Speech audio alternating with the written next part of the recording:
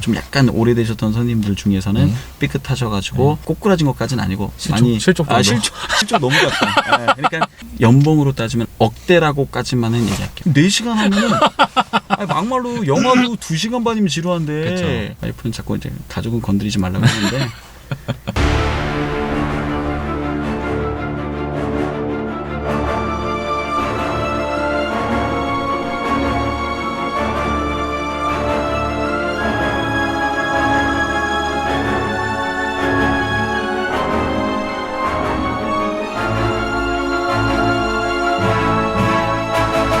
교육 쪽이다 보니까 사실 복사가 어마어마하겠네 양이. 그렇죠. 예. 이 핸드아웃 자료가 어떻게 나가느냐가 선생님의 실력이죠. 왜냐면 실제로 한 50분 정도 수업을 듣는데 그 50분의 수업만으로 선생님이 내 실력을 키워준다라고 하는 건 한계가 있거든요. 그쵸. 그 시간에 뱉을 수 있는 말이 있는 거고 거기에 전달할 수 있는 정보가 한계가 있기 때문에 자료를 어떻게 만드냐 상당히 중요하거든요. 단순히 내가 그 강의 시간에 집중하는 것뿐만 아니라 그 나머지 시간에도 이 유인물 만드는데 엄청 시간을 투자를 하셔야 되네요. 거의 그것만 많이 한다고 보시면 돼요. 그러니까 강의하는 거 외에는 그냥 그거. 그러니까 선생님들 어디 나가 있으면은 강의, 들어와 있으면은 핸드아웃.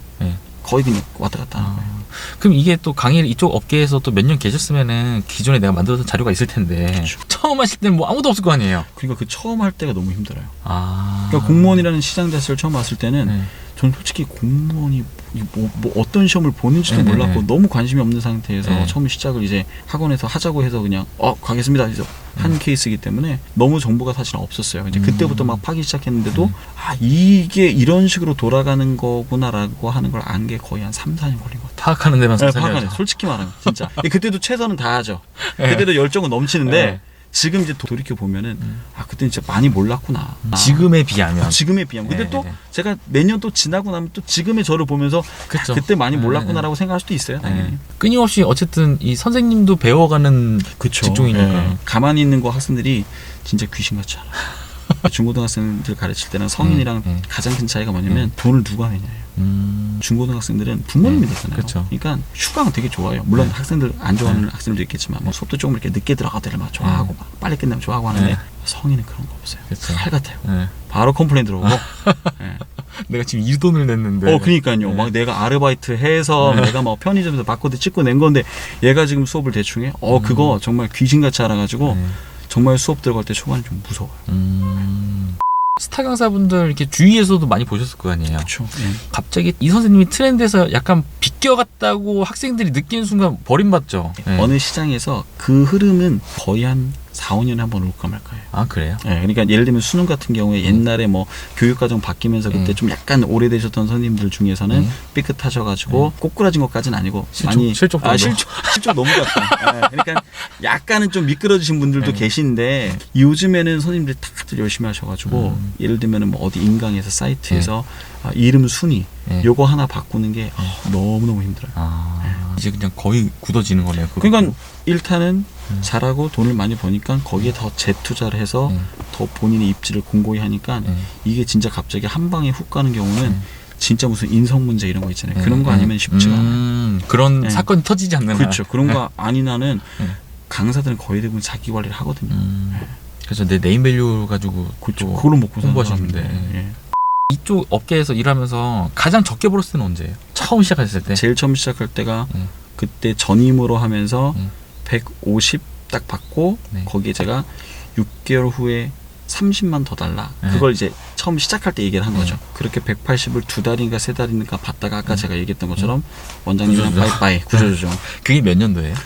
그게 2009년도쯤 될 거예요. 제가 2008년도에 졸업을 하고 그럼 2010년도에서 이제 대치동에서 그렇죠. 그때 2010년도 그때가 이제 한참 어학원으로 중등 어학원으로 여기저기 좀 돌아다니면서 강의할 때고 그다음에 2011, 11 이때쯤이 대치동. 그럼 최고로 찍어보실 때는 언제예요? 예를 들면 탭스 같은 경우에는 이제 달마다 좀 달라요. 그러니까 1년으로 봐야지 그거를 얘기를 할 수 있다면은 그래도 공무원이 제일 나은 것 같아요. 제가 보기엔. 어떤 연봉이 그 차이가 막 확 벌었다 확 떨어지고 이런 게 없고 그냥 좀 이렇게 완만하게 이어지는 그런 게 있어서 연봉으로 따지면 억대라고까지만은 얘기할게요. 억대 정도까지는 찍을 수 있다. 찍을 수 있다. 충분히. 만약에 스타 강사가 되면은 그런 분들은 어느 정도 찍는 거예요, 그러면은? 그거를 좀 거의 수입을 막 공개하다시피 하신 분들도 있어요. 그런 분들은 그런 분들 예로 들자면 공개한 게 100억. 100억이요? 연 100억. 근데 이제 거기서 세금 떼고 본인이 갖는 게 한 30% 정도 낸다는 얘기를 그건 뭐 본인이 하는 거니까. 아 그렇게 많이 떼나요? 근데 이제 여기서 말하는 세금만 뗀 게 아니라 네. 본인이 비용하고 직원 쓰고 뭐 이래저래 한 거 다 해서 그 정도 규모면은 매출이 100억. 그 정도 규모면 그렇죠. 이제 나 혼자 뭐 할 수 있는 상황이 아니니까 직원들 나가는 거 그다음에 내 광고 비용도 있을 거고 그렇죠. 이런 거 다 계산하면 30% 정도 되겠네요. 그러면은 스타 강사가 되지 않아도 그래도 억대 연봉 가능하다.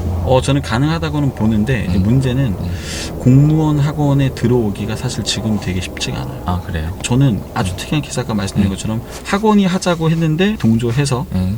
이 학원이 또 자리를 잡으면서 있게 네. 된 케이스니까 너는 어떻게 하게 됐니? 학원이 하자고 했어. 이렇게 좀 특이한 케이스거든요. 근데 공무원 같은 시장은 네. 일단은 기본적인 연륜이 있어야 돼요. 네. 저도 지금 나이대가 적은 게 아닌데도 불구하고 학생들이 보기에는 좀 공무원 수험생들이 보기에는 좀 약간 어린데 이렇게 볼 수도 있고 실제로 수강생 중에서 그럴 수도 어떤 학생이 있고. 저보고 선생님 나이가 몇 살이에요? 뭐 이렇게 누가 봐도 나보다 더 나이가 있어 보이는 수강생이 그렇게 좀 약간 도발적 질문을 할 때도 있고 그래요.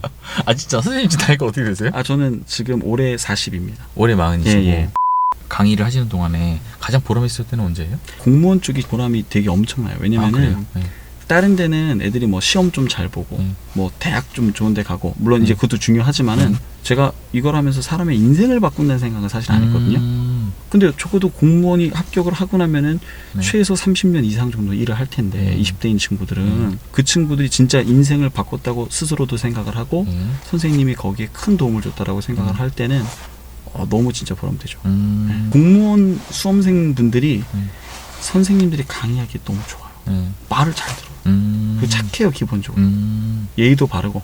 그러니까 나라에 봉사하겠다는 생각을 가지고 하는 분들이 많다 보니까 막 이렇게 막 소위 말해서 개기고 막 이상한 짓 기본적으로 자기 성향을 알기 때문에 그렇죠. 공무원을 지원하시는 분들이 그렇죠. 많으니까. 꽤 많으니까. 그러니까 어느 정도 한번 걸러져서 학생들이 다 착하고 말도 잘 듣고 너무 가르치기 좋은 학생들이라는 생각이 좀 들어요. 이게 또 이제 본인이 배우겠다는 의지로 오신 분들이니까. 자기 돈 벌고 자기가 오는 경우가 그렇죠. 많고. 이 수업 분위기도 선생님 입장에서도 이게 호응과 배우려는 면학 분위기가 조성이 돼야 강의하기가 훨씬 수월하고 신나고 하는 거잖아요. 뭐 해도 거기는 잘 터지는 편인데 이제 중고등학생 코드가 있잖아요. 그 코드 안 맞으면 막 그런 것도 이제 걔네들이 왜 그랬을까 좀 이해도 되긴 하는데 공무원 강의 같은 경우에는 기본적으로 수업을 한 번 들어가면 4시간 강의를 해요. 4시간요? 근데 4시간이 스트레이트는 아니고 이제 50분, 뭐 10분 이런 식으로 이제 쉬고 들어가고 선생님들 말은 좀 다르긴 한데 그 4시간을 어떻게 운영할까에 대한 게 사실 처음에 너무 힘들어요.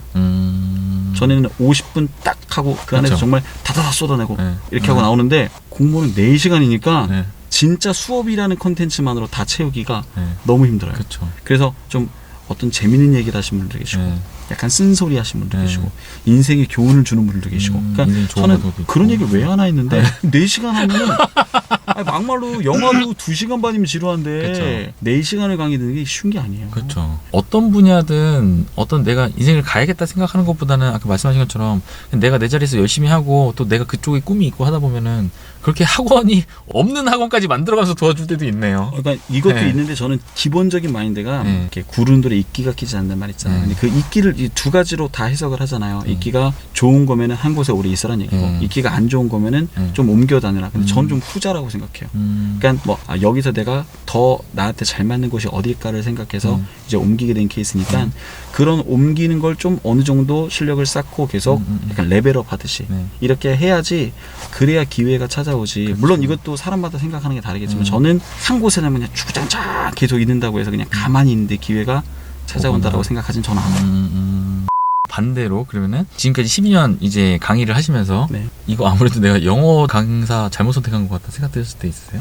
그럴 때는 솔직히 거의 없어요. 거의 없었어요. 근데 이번에 7급이 좀 아까 얘기했던 것처럼 확 날아가는 순간이 되면서 약간 좀 애매해질 때 이거는 내가 영어를 잘하고 못하고의 문제가 아니라 이 시장 상황을 파악을 잘해야 되는구나. 그러니까 영어 강사 생활에 대한 회의가 아니라 이 돌아가는 것에 대해서 내가 너무 만만하게 생각했다.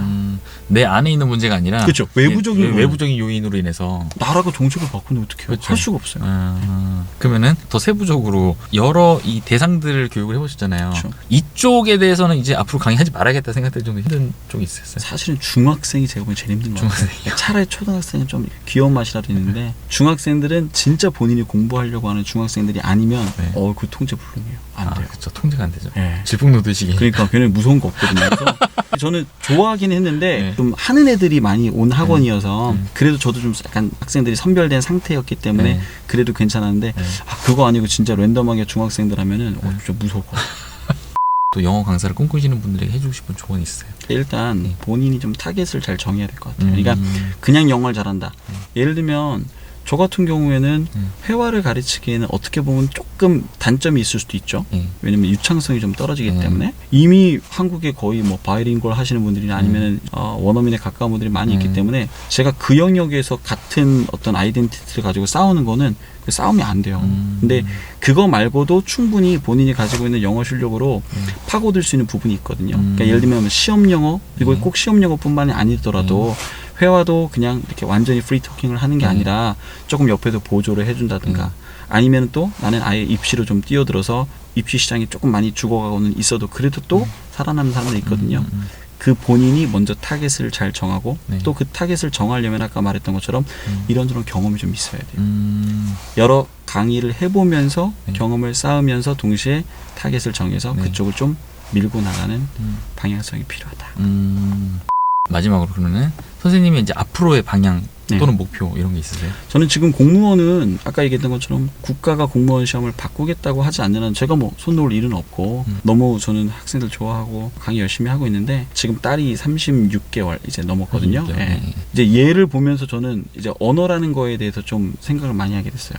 한 자연인이 어떻게 언어를 습득하는지를 처음으로 옆에서 지켜본 그렇죠. 거니까. 그러면 얘가 이제 영어를 하려고 할 때는 나는 어떻게 영어를 도움을 줘야 되는가. 그래서 저는 좀 관심 있는 분야는 지금 일은 당연히 공무원 열심히 하고 있지만 어떻게 좀 자연스럽게 영어를 하는가에 대한 걸 유튜브랑 연관지어서 그리고 어떻게 하면 또 이 어린 아이들이 유아가 어떻게 영어를 좀 잘할 수 있는가에 대한 그 고민들 그런 것도 영상 좀 많이 찾아보고 있어요.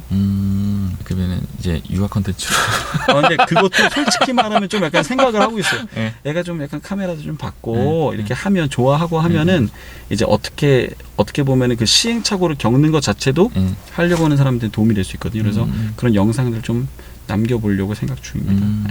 와이프는 자꾸 이제 가족은 건드리지 말라고 하는데 그게 또 둘만의 저하고 아이만의 시간을 함께 공유하는 거기 때문에 그렇죠, 맞아요. 그냥 그게 뭐 꼭 내가 무슨 유튜브로 대박 내겠다 그런 게 아니라 그런 목적으로 하면은 제 그 채널에 제일 처음에 형구 형 하는 그 목소리 있어요. 그게 우리 딸 목소리 제가 녹음한 거거든요. 제가 어떤 걸어온 분야에 대해서 이거에 대해서 관심이 있거나 이거에 대해서 궁금증이 있는 분들은 저한테 물어보시면은 얼마든지 제가 도움드릴 수 있고 또 까레라 CTV 저는 너무 재밌게 보고 있고 당연히 이제 구독자이긴 한데 또 이게 살짝 이렇게 넘어와가지고 링크에서 제 구독 정도 누르는 거 그렇게 어렵지 않잖아요. 그럼요. 우리 와이프가 저 구독자 500명 넘어야지 액션캠 사준다고 얘기했기 때문에 뭐 한번 좀 부탁드립니다. 알겠습니다. 오늘 이렇게 또 수업 중에 또 나오셔갖고 바쁜 와중에 또 시간 내주셔갖고 아닙니다. 인터뷰 응해서 정말 감사드립니다. 제가 감사드립니다. 오늘 김영구 선생님 만나서 말씀 나눠봤고요. 전 다음 인터뷰로 찾아뵙겠습니다. 감사합니다. 까레라스였습니다. 고생하셨습니다. 아닙니다. 예. 또 역시 강사분들은 다 말씀 잘하세요 또. 아니에요.